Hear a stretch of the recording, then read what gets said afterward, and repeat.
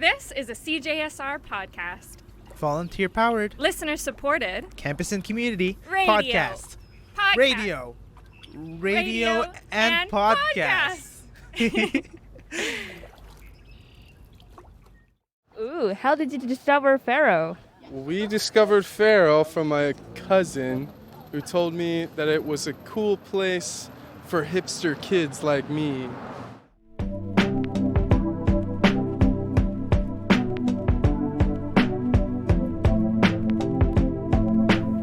Hi, I'm Sophia Yang, and you're listening to That's Food Season 2 on CJSR FM 88.5. Welcome back!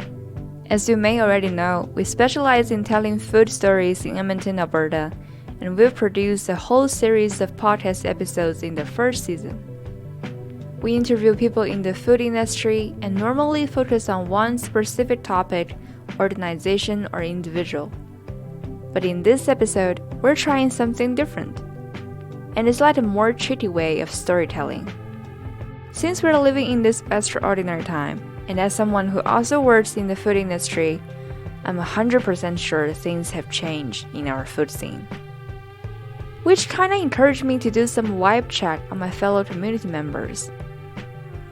So here I present to you Sunday with Edmontonians with Food, where I go on streets and interview random Edmontonians who have something to do with food, and check out how they're doing. Oh, and don't worry, I've been wearing a mask and kept perfect social distancing the whole time.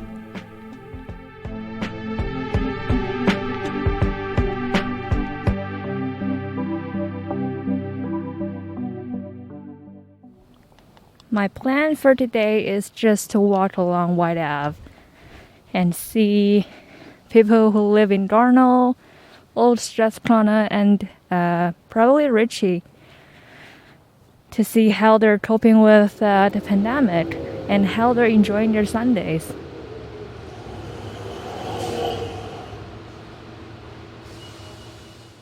So, can I get your full names? I'm Chris Garrier. I'm Shalane Kerr. Hello, how's your day so far? So good, how's yours? Pretty good. What are you doing to that today? We went for a walk across the bridge, and we're here at Meat for a little food and drink. Have you decided what you want to get today? No, well, cocktails, yes, seem to have no problem deciding. Food might be a little more difficult. Have you been here before? I suppose yes, yeah. So how often do you come here? You know what, honestly, this is probably our first time since all the closures with COVID, so we're pretty excited to actually be out and about today. So can I get your full names, please? Tony Riccioppo and Matthew Riccioppo. And we are at Made by Marcus, which has a long lineup in front of here. So have you been here before? I haven't. I have. Ooh, and do you know which flavors you want to get today? I have no idea. I'm going to go for something seasonal, but I think they should stick to the basics. Something with chocolate on it. How did you discover this place? Actually, that was my son. We were just biking, and he just brought us here for ice cream. So brought him to the back alley for some ice cream. I think we came when it first opened, right? You know, we heard we've been to the places in Calgary, like Village Ice Cream and all that, right? Kind of more artisan ice cream places, and decided to stop here. And yeah, it's pretty good. It's pretty happy with the choice. Always come down here. Nice weather on a Sunday, and enjoy a nice cone. So yeah. And what was the last time you come here? Probably 3 weeks ago, I think. 3 weeks ago, came here, got a scoop, went back home. So, electric scooter. Electric scooter? Yeah. These are pedal bikes, so at least we don't feel guilty. You earn it. All right, that's all I have to ask for you. Thank you so much. Have a good Sunday. See ya. Yeah, hello, Michael. So how's your day so far? Pretty good. And I suppose your task is to sanitize the e-scooters? Yeah, I work with Lime, and we're sanitizing the handlebars on e-scooters during these times of pandemic. Yeah. So what did you have for lunch? For lunch today, I had some pita bread and hummus, and I also had a peanut butter and jam sandwich. Two of my favorite foods. And how much tasks do you have today? How many tasks do I have today?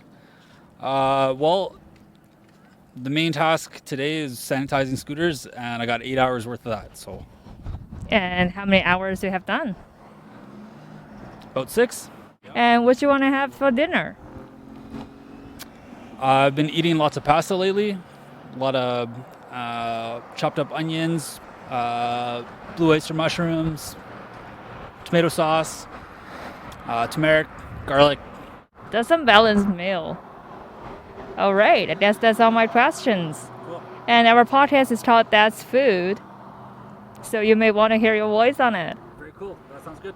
Have a good day. Thank you, you too. Thank you so Thanks, much. So can you tell me your full names? Leslie Irwin. Lindsay McKenzie. Yeah, I've from other friends who live in the city. Oh. Yeah, who live nearby and they like it. And you've been here before too, haven't you? I have, yes. Yeah, there you go. So what's your dating today? Do you know about that? No, not yet. Undecided. Undecided. We just saw what they were eating though. It looked really yummy. Yeah, the French toast. The French toast is really good here. Here as well. Hope you have a good Sunday. Thank you. See ya. All right. So can you tell me your name? I'm Josh. Hello, Josh. So what you got here? I got an OG and a vegan sandwich from Faro. Ooh, how did you discover Faro?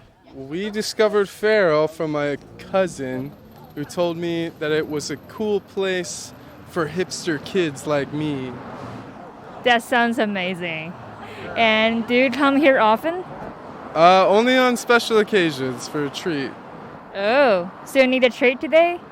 Yeah, we got some donuts and some cookie sandwiches. Wow, have a good Sunday. Thank you so much. All right. So can I get your names, please? Sure, I'm Riley. I'm Evan. Nice to meet you. And I read her you just have ice cream. How was it? It was so good. We both got the vegan versions and they were delicious. I had the vegan as well, but I got the waffle cone to die for. Best waffle cone he's ever had. And how long have you been waiting in the line? I think it only took about 10 minutes or so. Yeah, 10, 15 max. Yeah, wasn't too bad. Wasn't bad. And do you often go there? This is our first time. Yeah, we have family that lives in Ritchie, so we just came over and we saw that they were there, so we thought today's a great day to have it. Yeah. Hope you have a good Sunday. Thank you so much. Thank you. Good luck. I only got 3 questions to ask, so can I get which one would you want to speak to me? Can I get your name, please? John. Hello, John. How's your Sunday? So far, so good. I saw you at Bear. Yes. Is that why you come to Beara? Yes. And do you often come here? Not that often, but we live in the area, so. What you getting today? Like food? Just a couple appetizers today. Yeah. Hope you have a good Sunday. Thank you so much. So I'm with CJSR and I'm doing a food podcast. It's called That's Food. And this episode is called Sunday with Edmontonians with Food, which apparently are you. My name is Paul. Sophie. And hi. How are you finding your ice cream? Amazing. We went for a long run this morning, and this is our brunch basically. So we've been looking forward to this for about 6 months because we're actually from out of town, but yeah, it's fantastic. It lives up to everything we imagined it was going to be. So which flavors are those? I got cookies and cream and lemon curd blueberry, and both are amazing. Roasted strawberry buttermilk and whiskey hazelnut praline. But I have to say his lemon curd is better than my strawberry. I won. All those flavors sounds really fancy. So how did you find this place? A friend of ours who lives in town told us when they opened last year, I think, and yeah, probably maybe an Instagram feed as well. We started following them, and they were like, okay, we got to hit that place up, and yeah, we love it. When we travel, we always go for ice cream wherever we can, especially like handmade, like local ice cream that's not just from a big dairy or whatever. So yeah, and whenever we have the chance, we come in and try it out. And the lineup wasn't too bad today. Sometimes it can be like half an hour. It was about 15 minutes maybe. So yeah. Yeah, as someone who always jump into the line, I have to say that's not bad at all. All right, that's all I have to ask. Thank you so much. Have a good Sunday. See ya. No, it's okay. So can I get your full name, please? Anna DeCorby. Hello, Anna. How's your day so far? It's going good so far. What did you have for lunch? What did I have for lunch? I didn't have anything for lunch yet, so still holding out till after work right now. But And how was the work today? it was good. It's been a busy one because it's so nice out. But yeah, everyone's excited to get ice cream, so it's been good. Yeah, what's your favorite ice cream? I would have to say the salted caramel. Personally, it's got that like nice salty sweet balance to it. Yeah, can't really beat it. Yeah, and what you gonna do after work? I had a shift last night and this morning, so I'm just gonna go home and relax, I think. Grab some food since I didn't have lunch, and then, yeah, nothing crazy. How long have you been working in food industry? So it's been about a year, I guess. But all ice cream, nothing else. So, yeah, I have a lot of ice cream scooping experience. Cool, that's a lot of experience with ice cream. Thank you so much.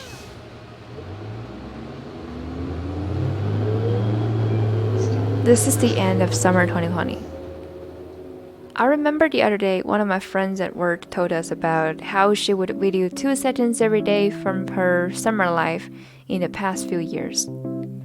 She said, I tried to do so for this summer, but I thought I'd just start whenever I'd actually do something, which I never did.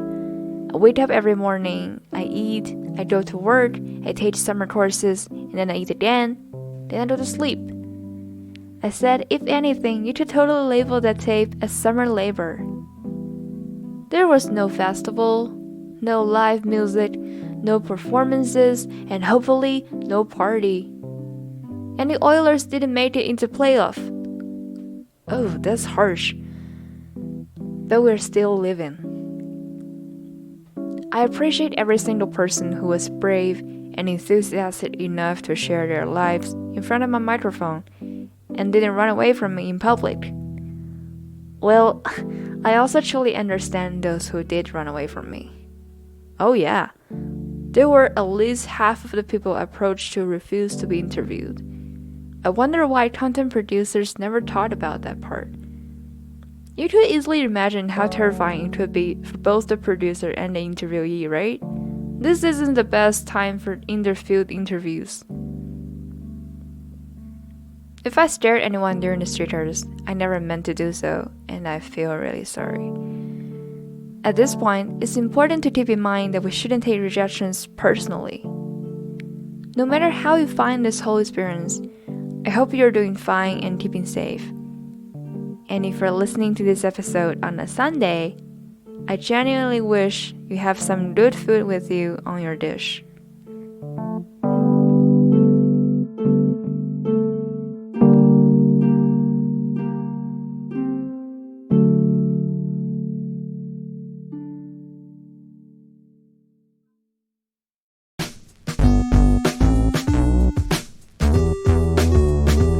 Today's snack is about croissant.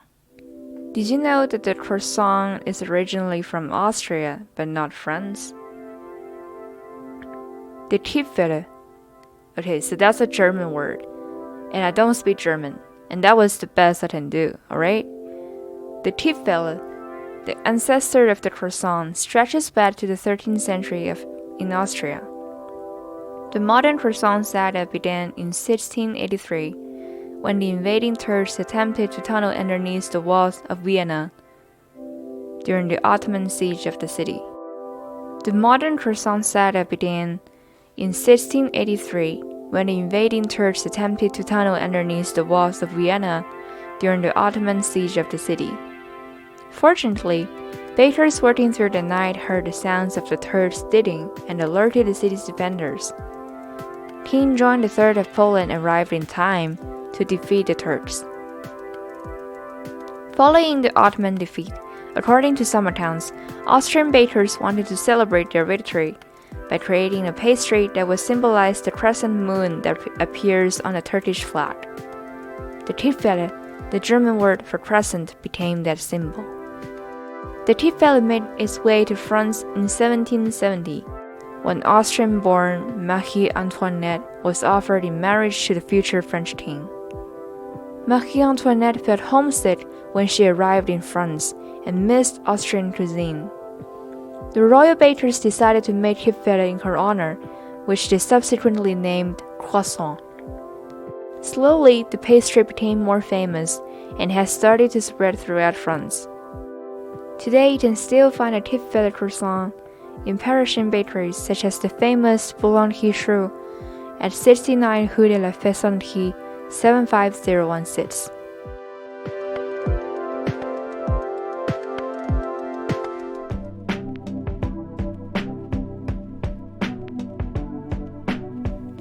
And that's it for this episode of That's Food.